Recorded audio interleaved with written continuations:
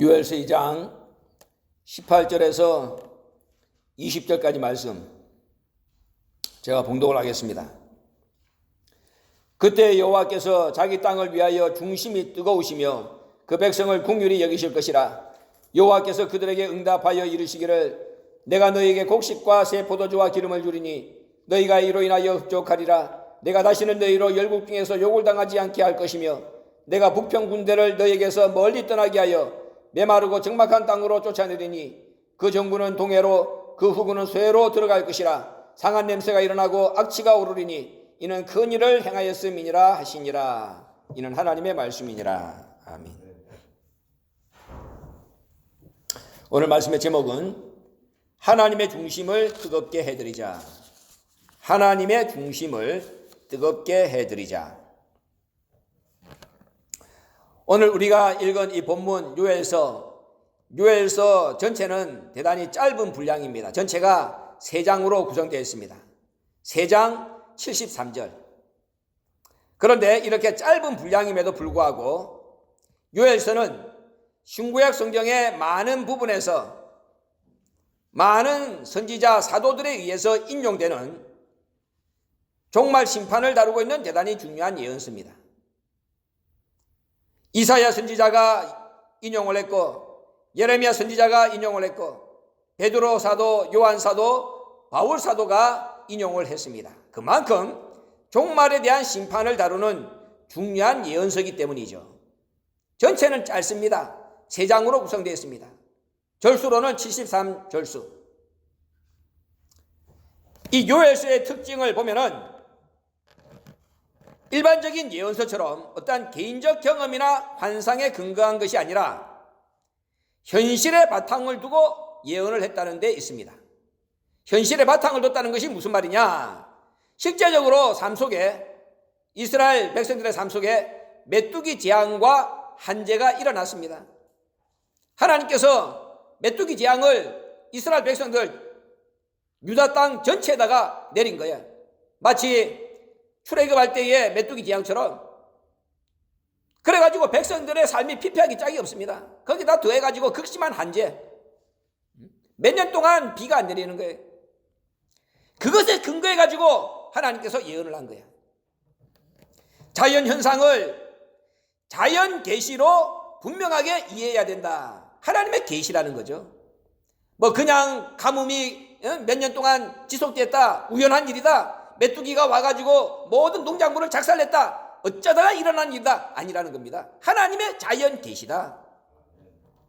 자연 현상을 자연 계시로 분명하게 이해시킨 새로운 지평을 연 예언서, 그것이 요엘서입니다. 현실의 바탕을 둬가지고. 또 구약의 사도행전이라고 불릴 만큼 성령의 강림을 분명하게 예언한 예언서가 요엘서입니다. 성령의 강림. 구약 성경 가운데서 성령의 강림에 대하여 이처럼 분명하게 예언한 예언서가 없다는 거죠. 마지막에는 하나님의 날에 대한 심판, 하나님의 날, 마지막 최후 심판의 날이죠. 하나님의 날에 대한 심판, 그리고 회복을 통해서 종말에 이 땅에 나타날 하나님의 최후 심판과 하나님 나라의 완성을 예언하고 있는 예언서, 그것이 요엘서입니다. 그래서 중요하다는 것이죠. 이 요엘서를 통하여 오늘 우리가 놓쳐서는 안 되는 대단히 중요한 교훈이 많이 있습니다. 첫째는 자연 현상을 통한 계시를 간과하지 말라. 자연 계시를 통한, 자연 현상을 통한 계시, 그것을 우습게 생각하지 마라. 예사롭게 넘기지 말라. 그것입니다. 예수님도 마태복음 24장 4절에서 14절까지 말씀을 통해서 말세에 이 땅에 나타나는 징조에 주목하라 그랬습니다. 이런 일이 벌어지면은 그때부터 말세가 시작된다. 거짓 선지자가 출몰하죠. 전 세계에 난리가 나죠. 전쟁이 일어나죠. 기근이 발생하죠. 지진이 빈번하게 일어나죠. 그러면은 그것이 예수님 말씀의 말세의 징조의 시작이다. 요엘 선지자도 마찬가지입니다. 자연 현상을 통해서 하나님께서 이 땅에 내리시는 계시, 그것을 우습게 생각하면 안 된다는 것을 말씀하고 있습니다. 두 번째로, 영안이 어두워지지 않도록 경건한 생활에 힘을 다해야 된다. 죄가 관영하면은, 죄를 지으면은 영적으로 눈이 어두워집니다. 영적으로 눈이 어두워지면은 절대로 하나님의 계시를 발견할 수가 없습니다. 봐도 모릅니다. 스쳐 지나갑니다. 놓칩니다. 그래서 영안이 어두워지지 않도록 성도는, 마지막을 준비하는 하나님의 백성들은 경건한 생활을 해야 된다. 히브리서 12장 14절 말씀을 참고하시기 바랍니다. 원로 목사님도 여러 번을 걸쳐갖고 설교하셨잖아요. 말세 성도는 경건해야 된다. 성도는 경건해야 된다. 세 번째로, 성도의 범죄는 하나님의 영광과 직결된다는 것을 명심해라. 우리 하나님의 백성 성도가 하나님 앞에 죄를 지으면 그것은 하나님의 영광을 욕되게 하는 거다. 그것과 직결된다.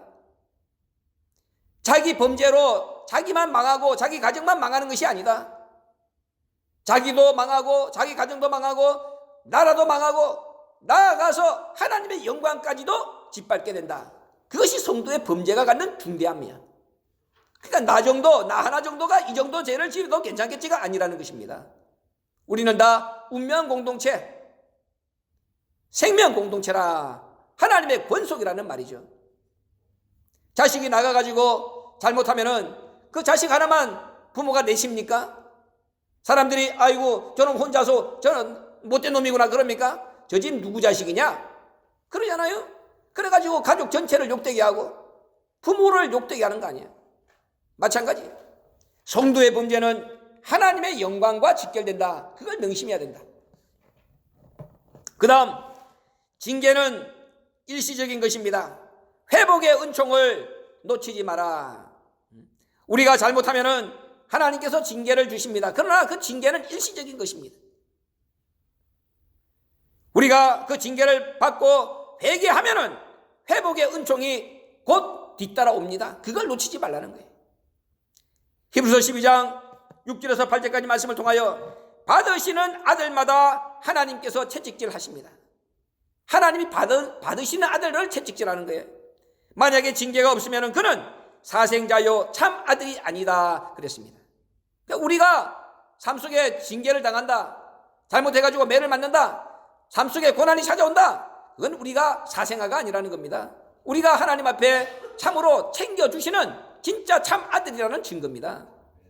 그러니까 고난이 없으면 좋은 게 아니야.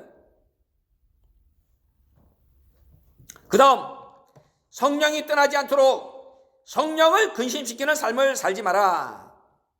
에베소 4장 30절과 에베소 5장 18절 말씀을 참고로 기록하시기 바랍니다. 지금 제가 말씀드린 것은 요에서를 통하여 하나님께서 우리에게 주시는 교훈을 말하는 거예요. 성령이 떠나지 않도록 말세 성도는 성령을 근심시키는 삶을 살아서는 안 된다. 그렇게 교훈하고 있습니다. 여섯 번째는 성도가 받게 되는 궁극적인 축복을 잘 깨달아서 전도에 총력을 기울여라. 이것이 요에서를 통한 여섯 번째 마지막 교훈입니다. 성도가 받을 궁극적인 축복이 있습니다.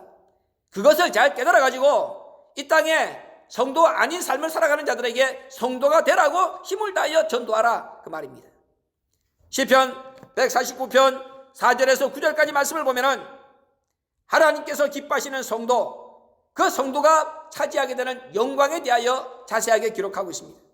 4절 말씀을 보면은 여호와께서는 자기 백성을 기뻐하시며 겸손한 자를 구원으로 아름답게 하신다. 성도가 받는 첫 번째 축복입니다. 여호와께서는 자기 백성 성도를 기뻐하시며 겸손한 자 성도를 구원으로 아름답게 해주신다. 두 번째 6절 말씀입니다. 성도의 입에는 하나님의 존영, 그 수중에는 두 날 가진 칼이 있다. 성도의 입에는 하나님의 존영, 하나님의 영광이 떠나지 않아. 그리고 손에는 두 날 가진 날카로운 칼이, 말씀의 칼이 들려있는 거예요. 그 칼 가지고 열방을 보수하고 민족들을 벌하고 왕들을 사슬로, 귀인들은 철고락으로 결박하고 기록한 판단대로 시행하는 권세가 성도에게 있습니다. 얼마나 좋습니까? 이런 모든 영광은 성도에게 있도다. 시편 149편 9절에 그렇게 말씀했습니다. 이런 모든 영광은 성도에게 있도다. 그래서 우리 보고 베드로전서 2장 9절에 어두운 데서 우리를 불러내서 하나님의 귀한 빛에 들어가게 하신 자의 아름다운 덕을 선전하는 삶을 살아야 된다. 우리는 왕 같은 제사장 삼아주셨다, 하나님의 거룩한 나라다, 하나님의 백성이다, 이것만 자랑할 것이 아니고 그건 우리 개인이 받는 축복이야. 하나님이 더 원하시는 것은 뭐냐? 우리 같은 부족한 존재를 어두운 데서 불러내가지고 하나님의 귀한 빛의 나라에 들어가게 하신 자, 그 하나님의 아름다운 덕을 선전하는 삶을 살아야 된다. 그것이 하나님이 기대하시는 더 큰 목적이야. 요엘서는 바로 그것을 우리에게 가르쳐주고 있다는 것입니다. 요엘 선지자가 활동한 시기는 언제냐? 대제사장 여호야다가 아달랴를 몰아내고 요아스를 통해서 다윗 왕권을 복원한 주전 835년에서 796년경 이 요엘 선지자가 활동을 했습니다. 아달랴가 누굽니까? 북이스라엘의 아합과 이세벨의 딸이죠. 그 아달랴가 들어와가지고 자기 남편 아하시야가 죽고 난 뒤에 6년 동안 자기가 왕권을 휘두르면서 다윗 왕권을 완전히 작살내려고 했잖아요. 그때에 여호야다라고 하는 대제사장이 요아스를 숨겨가지고 6년 동안 숨긴 거야. 그러다가 7살이 됐을 때에 마침내 요아스를 왕으로 세우고 아달랴를 몰아내고 다윗 왕권을 복원했을 때, 그때 요엘 선지자가 활동을 했습니다. 그런데 이 시기에 유대 나라에 전무후무한 메뚜기 재앙이 남유다 땅을 휩쓸어 가지고 전국토를 황폐케 합니다. 그런 메뚜기 재앙이 없었어요. 메뚜기 재앙만 있었던 것이 아니라 더해서 극심한 한재까지 겹쳐가지고 백성들의 삶을 걷잡을 수 없이 혼돈스럽게 만들어버렸습니다. 백성들이 시리와 낙담과 좌절에 빠져가지고 손을 다 놓고 도대체 이 모든 원인이 뭐 때문이냐, 우리가 뭘 잘못해서 우리가 이런 매를 맞아야 되느냐, 오늘 이 삶의 현장 이 도대체 어떻게 이해해야 되느냐, 그때에 하나님께서 그 원인을 요엘 선지자를 통하여 가르쳐 주셨습니다. 백성들의 불신앙 때문에 이런 천재지변이 일어난 것이다. 너희들의 불신앙 때문에, 너희들이 하나님의 말씀대로 살지 않는 불신앙 때문에 메뚜기 재앙을 내가 보낸 것이고 극심한 한재가 유다 땅을 덮은 것이다. 백성들이 하나님 앞에 물었습니다. 하나님, 우리의 잘못, 우리의 불신앙이 무엇입니까? 하나님께서 요엘 선지자를 통하여 말씀하시기를, 너희가 아달랴의 만행을 용납하고 다윗 왕가의 붕괴 위기를 간과하고 바알을 숭배하며 하나님 앞에 드리는 성전 제사를 소홀히 한 것, 그것이 오늘 이와 같은 재앙을 가지고 오게 된 불신앙의 원인이다. 그렇게 하나님은 가르쳐줬습니다. 아달랴의 만행을 용납하고 아합과 이세벨의 가르침을 받아가지고 다윗 왕가를 완전히 몰락시켜버려야 된다. 하나님의 뜻을 무너뜨려야 된다. 구속사를 막아야 된다. 그래가지고 바알을 숭배하는 그러한 잘못된 이단 사상을 가지고 와가지고 하나님의 성전을 더럽히는 이런 아달랴의 만행, 그것을 용납했다는 거예요. 하나님이 그것을 용서하지 못한 겁니다. 오늘 우리도 마찬가지입니다. 양들은 목자를 잘 만나야 돼. 목자는 또 양들을 잘 만나야 되고, 오늘 목사님이 늘 그랬잖아요. 목자는 양을 잘 만나야 되고 양은 목자를 잘 만나야 된다. 양들이 아이고 우리는 어리석습니다, 그저 목사님이 가르쳐준 대로 그렇게 했습니다, 그 책임 둘 다에게 다 있다고 원래 말씀하신 거예요. 지금 그렇게 평강제일교회 원로 목사님의 그 흔적을 지우려고 그 전부 다 사진 다 떼내고 이승혜 목사가 지가 전하러 다닌 구속사 그 사진으로 도배해가지고 그 모리아 성전 그 입구에다가 도배를 해놨어. 그래가지고 사람들이 몇 사람이 항의를 하니까 뭐라고 얘기했느냐? 아, 지금 다른 사람들이 와가지고 외부에 있는 목사들이 말하기를 뭐라고 얘기하느냐? 왜 여기에다가는 전부 다가 이미 돌아가신 원로 목사님 사진을 갖다가 우상같이 섬기느냐? 그 저기 잘못된 그 이만희라는 사람 있지? 이만희도 그렇게 하는데 누구 또 그 이만희를 따라가느냐? 그러니까 우리가 그런 소리를 들으면 되겠느냐? 그러니까 원로 목사님 사진을 다 떼고 구속사 사진을, 지 사진을 갖다 도배를 갖다 붙이니 그렇게 변명하는 거야. 근데 아무 사람도 그 한숨만 쉬면서 나한테 그런 내용을 보고만 하지 자기들이 가서 막지를 안 해.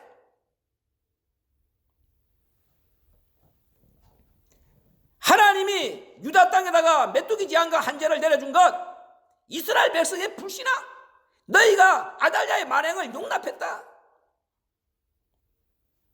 다윗 왕가의 붕괴 위기를 간과하고 하나님이 받으셔야 될 거룩한 성전 제사, 그것을 소홀히 했다. 그러면서 이 메뚜기 재앙은 전조에 불과하다, 그렇게 말씀했습니다.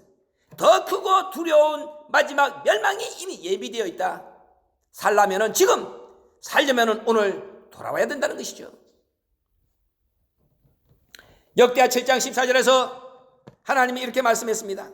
내 이름으로 일컫는 내 백성이 그 악한 길에서 떠나 스스로 겸비하고 기도하여 내 얼굴을 구하면 내가 하늘에서 듣고 그 죄를 사하고 그 땅을 고칠지라.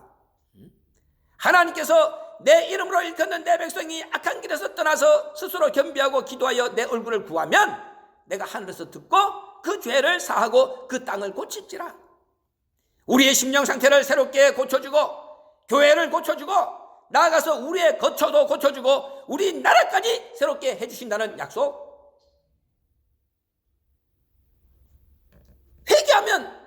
회개하고 돌아와서 스스로 겸비하고 하나님의 얼굴을 구하면은 하나님께서 그 들어주겠다는 거예요.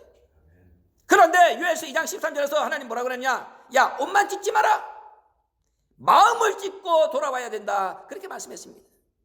거짓되게 형식적으로 외식적으로 한두 번 눈물을 흘리면서 그런 가증스러운 모습을 보이지 마라. 마음의 가죽을 진심으로 베어라.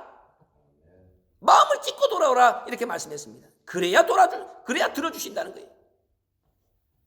그리하면 오늘 하나님께서 본문 말씀에 뭐라고 그랬습니까? 하나님은 자기 땅을 위하여 중심이 뜨거워지리라. 이렇게 말씀했습니다. 18절에서. 우리가 그렇게 하면은 하나님이 자기 땅을 위하여 중심이 뜨거워지겠다는 거야. 원로 목사님이 우리한테 기도 가르쳐주고 원로 목사님이 기도하실 때 그랬잖아요. 하나님의 중심을 뜨겁게 하는 기도, 하나님의 보좌를 움직이는 기도. 우리가 하나님이 기뻐하시는 일을 하면은 하나님께서 자기 땅을 위하여 중심이 뜨거워지겠다는 거야. 여기서 말하는 자기 땅은 뭡니까? 이스라엘 백성을 가리키는 거야. 21절 말씀을 보면 이스라엘 백성을, 자기 땅 이스라엘 백성을 위하여 내가 중심이 뜨거워지겠다.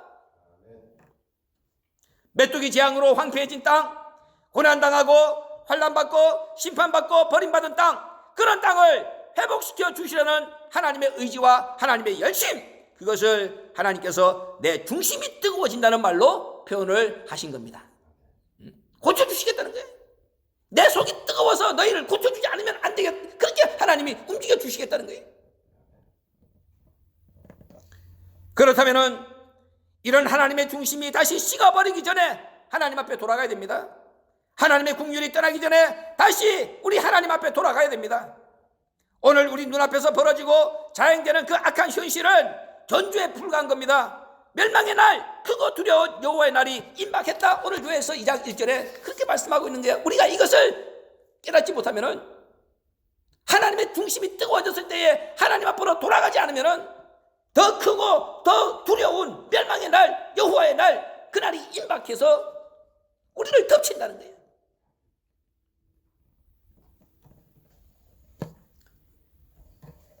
오늘 우리가 읽은 본문 요엘서 2장 18절 이하의 말씀이 포함되어 있는 요엘서 2장은 하나님의 심판 경고와 회개 촉구, 그리고 이스라엘 백성들의 현세적 그리고 영적인 축복을 다루고 있는 대단히 중요한 예언의 장입니다. 1절에서 17절까지 말씀에는 남유다 땅에 임한 전무후무한 메뚜기 재앙이 기록되어 있습니다. 전무후무한 메뚜기 재앙.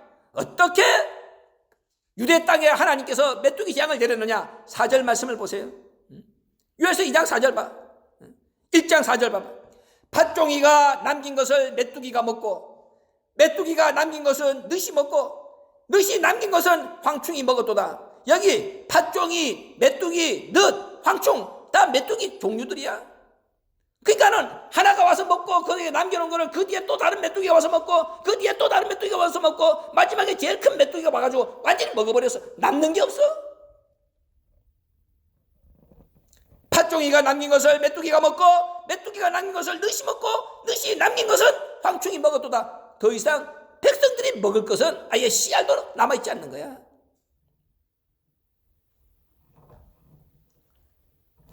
12절 말씀에 궁극적으로 뭐라고 했느냐? 인간의 희락이 말랐도다. 다 먹어버렸는데, 들판에 나가봐야 먹을 게 없는데, 메뚜기들이 얼마나 무섭습니까? 한번 쓸고 가면은 없어. 그런데 네 종류의 메뚜기가 와가지고 차례차례 다 쓸어버렸어. 아예 뭐 푸는 것은 껍데기도 하나 남아있지 않아. 그러니까는 12절에 말씀하기를 궁극적으로 인간의 희락이 말랐도다. 기쁨을 표현할 수 있는 것이 없다는 겁니다. 백성의 죄에 대한 하나님의 징계, 종말에 나타날 최후 심판에 대한 경고를 하나님께서 이렇게 예표해 주시면서 회개를 촉구했습니다. 회개를 촉구한 거야. 그 이스라엘 백성들 당대에만 해당되는 말씀이 아닙니다. 그래서 아까 이사야 선지자, 예레미야 선지자, 사도 바울, 베드로 전부 다가 이 요엘서를 인용했다 그랬잖아요. 1장 3절에 뭐라고 그랬어? 너희는 이 일을 너희 자녀에게 구하고 너희 자녀는 자기 자녀에게 구하고 그 자녀는 후 시대에 구할 것이니라. 아까 얘기한 아달랴, 요시야 그 당시에만 해당되는 것이 아니라 그 말이야.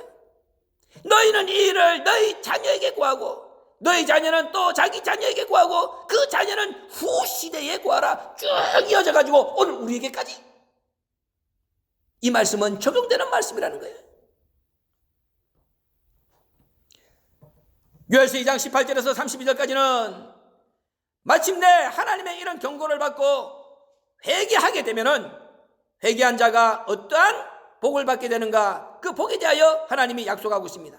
영적인 축복만 주는 것이 아니라 현세적인 복도 주시겠다는 것입니다. 이 땅에서 반드시 회복시켜주고 또 궁극적인 승리도 보장해 주겠다 약속했습니다. 그러니까 하나님께서 이 땅에 징계를 내릴 때는 하나님께서 그걸 그냥 아까 얘기한 대로 채찍이야. 우리가 깨달으면 그 다음에 바로 하나님이 당근을 준비해 주시는 거예요. 이스라엘 전역을 덮은 이 메뚜기 때 이것은 장차 이스라엘 땅을 유린할 이방 군대를 예표한 것입니다. 하나님께서 메뚜기로 자연 현상을 통하여 계시를 줬는데 이 메뚜기가 유대 땅을 싹 쓸어버린 것은 뭐냐? 그건 하나님이 들어 쓰시는 이방 군대에 대한 예표입니다. 이날이 이제 임박했고 피한 자가 없다고 말씀했습니다. 그리고 11절 말씀에 하나님께서 그 군대 앞에서 소리를 발하시고 그 진은 심히 크고 그 명령을 행하는 자는 강하니 여호와의 날이 크고 심히 두렵도다. 당할 자가 누구랴? 하나님은 메뚜기 떼를 하나님의 군대라고 묘사를 했습니다. 그리고 하나님이 그 이방 군대를 이스라엘을 심판하는 도구로 쓰시면서 하나님이 직접 그 군대를 앞장서서 진두지휘하신다. 이렇게 말씀하고 있는 거예요. 얼마나 무섭습니까? 하나님이 자기 백성을 쓸어버리는데 이방 군대를 데리고 왔어. 이방 군대를 데리고 와가지고 이스라엘을 심판하는데 하나님이 앞장서가지고 그 진두지휘하는 거예요. 그 군대를. 여기 뭐라고 그랬어요? 여호와의 날이 크고 심히 두렵도다. 당할 자가 누구랴? 하나님의 이방 군대를 진두지휘하시는데 누가 당합니까? 그래서 아까 팥종이가 먹은 것을 메뚜기가 먹고 메뚜기가 먹은 것을 늑이 먹고 늑이 먹은 것을 황충이 먹는다. 나만 할 종자가 없다는 거야. 이런 무서운 심판을 예고하시고 난 뒤에 이런 비밀을 다 공개하시고 난 뒤에 하나님께서 이스라엘 백성들에게 살 길을 가르쳐 줍니다. 12절 말씀 보세요. 너희는 이제라도 금식하며 울며 애통하고 마음을 다하여 내게로 돌아오라. 그런 무시무시한 심판, 하나님의 크고 두려운 멸망의 날을 하나님께서 선포하시고 난 뒤에 그 다음에 살 길, 이제라도 금식하며 울며 애통하고 마음을 다하여 내게로 돌아와라. 13절에 너희는 옷을 찢지 말고 마음을 찢고 돌아와라. 진실하게 돌아오라, 그 말이. 15절에 너희는 시온에서 나팔을 불어 거룩한 금식일을 정하고 성회를 선포하고, 16절에 백성을 모아 그 회를 거룩하게 하고, 17절에 장로, 소와 젖 먹는 자, 신랑, 신부 예배가 없이 다 동참케 하고, 17절에 제사장은 낭실과 단 사이에서 울며 주의 백성을 긍휼히 여겨달라고, 주의 기업을 욕되게 하지 말아달라고, 열국이 선민을 관할하지 못하게 해달라고 기도하라. 하나님께서 그렇게 명령했습니다. 제사장이 할 일 가르쳐준 거예요. 한마디로 말해서 회개하라는 겁니다. 회개하면 살 수 있다는 것입니다. 살려주시겠다는 것입니다. 마음을 찢는 진정한 회개, 금식하면서 고통을 당하는 진정한 회개, 높은 자 낮은 자 즐거운 자 슬픈 자 예외 없이 모두가 동참하는 회개. 그런데 제사장이 앞장서서 이끄는 그런 회개, 하나님이 그런 회개만 받으시겠다는 거예요. 얼마나 중요합니까? 백성 한 사람이 어쩌고 저쩌고가 아니야. 모두가 동참해야 돼. 한 사람도 빠짐없이 동참해야 되는데 그 모든 사람들을 이끄는 사람이 누구냐? 제사장. 제사장이 앞장서서 이런 회개를 이끌 때 하나님께서 그때 마음을 돌이켜서 받아주시겠다는 겁니다. 그러면서 오늘 본문의 말씀에서 하나님은 그런 통해 자복의 역사가 나타나면은 자기 땅을 위해서 그때 중심이 뜨거워지고 그 백성을 긍휼히 여겨주시겠다 약속을 했습니다. 여기서 우리가 주목해야 될 단어가 뜨거워진다는 단어입니다. 뜨거워진다는 단어, 이 단어는 원래 질투하다, 시기하다, 열심을 내다는 의미를 가지고 있습니다. 질투하다. 하나님 중심이 뜨거워진대. 그럼 그 뜨거워지는 것이 어떻게 뜨거워지는 거냐? 하나님이 자세하게 설명했어. 질투할 때 사람의 얼굴이 벌개지죠. 자기가 어떤 사람을 좋아하는데 어떤 놈이 와가지고 찝쩍거려. 둘이서 좋다고 희낙낙거려. 그러면 내가 질투가 일어나잖아요. 질투가 일어나면 얼굴이 벌개지잖아. 질투할 때 사람의 얼굴이 벌개지고, 시기할 때 흥분을 감추지 못하듯 하나님의 중심이 그렇게 요동치게 된다. 너희가 내 앞에 진정으로 마음의 가죽을 베고 제사장의 인도로 회개하는, 그래서 내 마음을 너희가 움직이면은 그때 하나님께서 질투할 때 얼굴이 밝아지고 시기할 때 흥분하고 그 감정을 어찌하지 못하는 것처럼 하나님이 그렇게 우리를 위해서 일하시겠다는 거예요. 그러면서 비유로 뭐라고 말씀했느냐? 자기 아내가 외간 남자에게 자기 눈앞에서 수욕을 당할 때 어떤 분노를 느끼느냐? 꼭지가 돌고 눈이 돌잖아요. 아니, 우리 집에 강도가 들어와서 그래가지고 우리 마누라가 이쁘게 생겼다고 말이야. 나를 묶어놔 놓고, 원래 목사님이 늘 예를 들어서 설명할 때 그러잖아. 묶어놔 놓고 그 자기 아내를 눈앞에서 그 강도가 들어와가지고 범한다고 생각해봐. 거기서 멍청하게 가만히 있을 놈이 어디 있습니까? 눈이 돌고 핏발이 서고 꼭지가 도는 거 아니야? 그 속에 뜨거우면 어떻게 말로 표현하겠어? 하나님이 우리를 위해서 회개하고 돌아오는 하나님의 백성을 위해서 하나님의 마음이 그런 눈이 돌고 꼭지가 도는 그 뜨거움으로 우리를 받아주겠다는 거야. 여기 뜨겁다는 말이 그런 의미를 가지고 있다는 거예요. 하나님은 이런 기도를 우리에게 요구하십니다. 이런 회개를 우리에게 요구하십니다. 하나님을 한 번이라도 좋으니 이렇게 한 번 만들어 달라는 거야. 내 속이, 내 중심이, 내 뜨거움이 한번 그렇게 표출될 수 있도록 좀 해주라.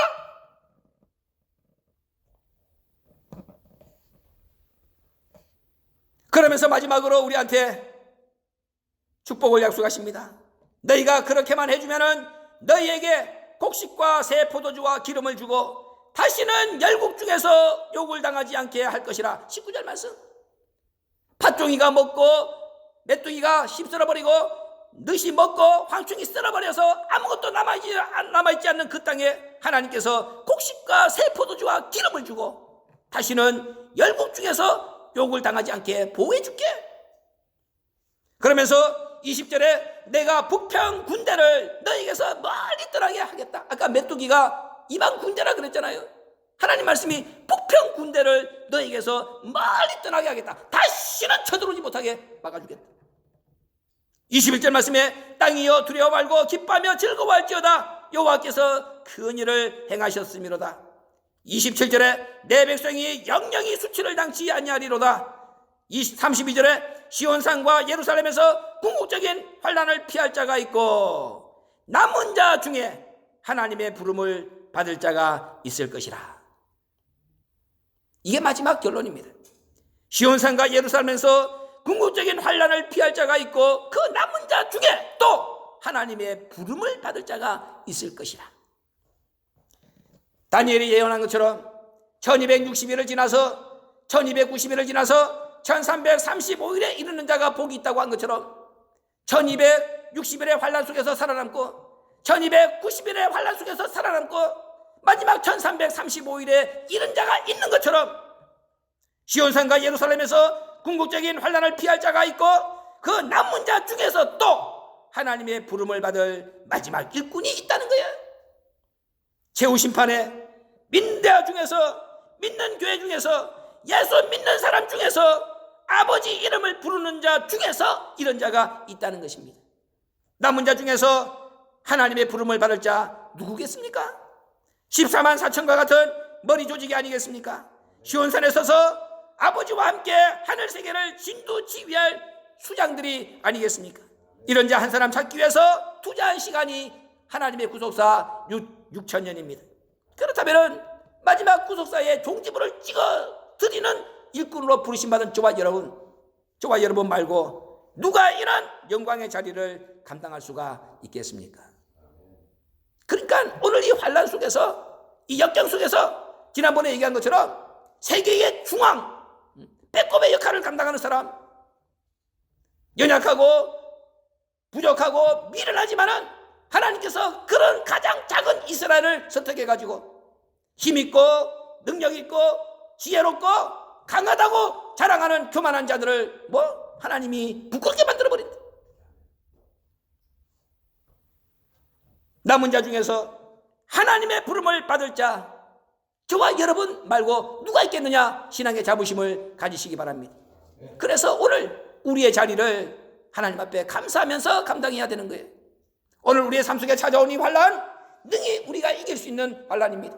우리 아버지께서 이 환난 가운데서 우리가 더욱더 성숙하고 우리가 더욱더 아버지 앞에 가까이 가고 우리 아버지께 매달려 기도하고 정말로 하나님께서 기뻐하시는 그러한 일을 감당할 수 있는 남은 자가 될 만한 그러한 조건을 구비하기만 하면은 오늘 본문에서 말씀하신 이 모든 영광이 아까 누구의 영광이라고 그랬습니까? 성도가 받을 영광. 저와 여러분 하나님께서 인정하시는 거룩한 백성 성도 저와 여러분이 받을 영광이라는 것을 명심하시길 바랍니다. 그래서 오늘 우리의 사명이 큰 거야. 오늘 우리의 사명, 우리가 받은 이 귀한 말씀, 우리에게 주신 이 귀한 은혜, 우리가 전해야 될 살아계신 아버지에 대한 기쁜 소식, 그게 안 듣는 것 같아도 듣는다 그랬잖아요. 아까 제가 아침에 얘기했잖아요. 이방 목사들이 듣고 아버지를 깨닫고, 우리가 아버지가 말씀하신 열방은 진짜 그런 사람 아니에요. 그런 사람들이 더 아버지에 대한 것을 아버지에 대한 것을 깨달았대. 아버지에 대한 것을 깨달았는데 더 알고 싶다. 아버지에 대해서 깨달았다는 사람이 있어.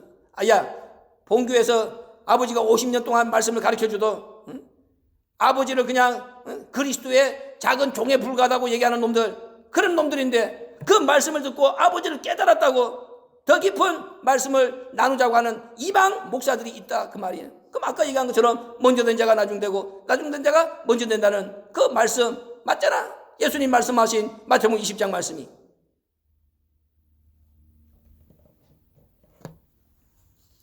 우리는 어찌하든지 간에 이 땅에서 우리 아버지의 중심을 뜨겁게 해드리는, 우리 아버지의 중심을 뜨겁게 담금질해드리는 그러한 삶을 살아드리는 존재가 돼야 됩니다. 내가 하는 행동 하나하나를 볼 때마다 우리 아버지 이 중심이 뜨거워서, 아까 얘기한 것처럼 강도가 들어와가지고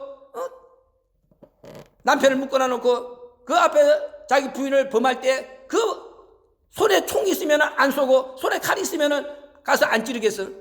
그런 뜨거움으로 우리를 위하여 일해주기를 원하시는 우리 아버지, 그 아버지의 사랑이 식지 않도록 뜨거워졌을 때에 더 뜨겁게 우리를 위하여 일하실 수 있도록 기회를 마련해 드리는 거룩한 백성, 그것이 제가 해야 될 일이고 여러분이 해야 될 일입니다. 그 귀한 사역을 끝까지 잘 감당해서 정말로 세계의 중앙, 우리 아버지께서 그 누구 앞에서도 자랑스럽게 우리를 자랑할 수 있는, 사단 앞에서 욥을 칭찬했잖아요. 내 종 욥을 위하여 보았느냐? 저같이 순전하고 정직하고 악에서 떠난 자가 없느니라. 그렇게 자랑하신 욥과 같은 거룩한 백성, 저와 여러분 모두가 되어주시길 주의 이름으로 부탁을 드립니다. 고마우신 아버지 감사합니다. 오늘도 요엘서를 통하여 예언하신 말세의 징조에 대해서, 현상 속에서 벌어지고 있는 이러한 일들을 가볍게 생각하지 않고 자연 계시로 받아들여서 정말로 전조에 불과하다고 말씀하신 이 모든 현상을 두렵게 생각하고 이 기간 속에서 회개해야 될 일을 다 회개하고 우리 아버지 중심을 뜨겁게 해드림으로 말미암아서 마지막 임박한 크고 두려운 여호와의 날, 멸망의 날, 버림받는 자 한 사람도 되지 않도록 준비시켜 주시는 우리 아버지 은혜 앞에 진심으로 감사합니다. 더욱더 열심을 내서 이 마지막 경고를 온 땅에 전해서 정말로 죽을 자 한 사람이라도 더 건져낼 수 있는 신광의 권속들이 될 수 있도록 인도하여 주시옵소서. 우리 아버지의 뜨거워진 중심 속에서 모두가 회복되고 거듭나는 역사가 있도록 우리 아버지 선하신 능력으로 이끌어 주시옵소서. 예수님의 이름으로 감사기도 올려옵나이다. 아멘.